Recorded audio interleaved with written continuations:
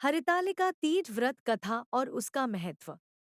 एक कथा के अनुसार मां पार्वती ने अपने पूर्व जन्म में भगवान शंकर को पति रूप में प्राप्त करने के लिए हिमालय पर गंगा के तट पर अपनी बाल्यावस्था में अधोमुखी होकर घोर तप किया। इस दौरान उन्होंने अन्न का सेवन नहीं किया, काफी समय सूखे पत्ते चबाकर ही काटे और फिर कई वर्षों तक उन्होंने केवल हवा ही ग्रहण कर जीवन व्यतीत किया। माता पार्वती की यह स्थिति देखकर उनके पिता अत्यंत दुखी थे। इसी दौरान एक दिन महर्षि नारद भगवान विष्णु की ओर से पार्वती जी के विवाह का प्रस्ताव लेकर मां पार्वती के पिता के पास पहुंचे, जिसे उन्होंने सहर्ष ही स्वीकार कर लिया।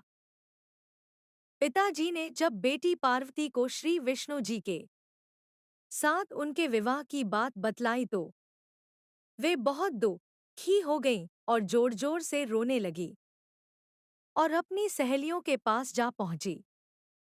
फिर सहेलियों के पूछने पर माता पार्वती ने उन्हें बताया कि मैंने भगवान शिव को अपने पति रूप में स्वीकारा है, जबकि उनके पिता उनका विवाह श्री विष्णु से कराना चाहते हैं। तब सहेली द्वारा दी गई सलाह पर माता पार्वती घने वन में चली गईं और वहां एक गुफा में जाकर छुपकर भगवान शिव की आराधना में लीन होकर तपस्या करने लगी। मां पार्वती के इस तपस्विनी रूप को नवरात्रि के दौरान माता शैलपुत्री के नाम से पूजा जाता है। भाद्रपद शुक्ल तृतीया तिथि के हस्त नक्षत्र में माता पार्वती ने रेत से शिवलिंग का निर्माण किया और भोलेनाथ की स्तुति में लीन होकर रात्रि जागरण किया। तब माता के इस कठोर तपस्या से प्रसन्न होकर भगवान शिव ने उन्हें दर्शन दिए और इच्छानुसार उनको अपनी पत्नी के रूप में स्वीकार कर लिया।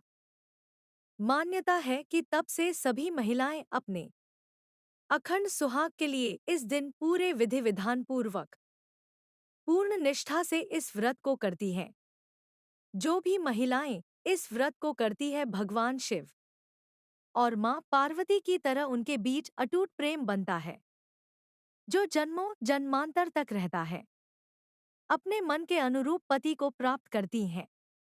साथ ही यह पर्व दाम्पत्य जीवन में खुशी बनाए रखने के उद्देश्य से भी मनाया जाता है।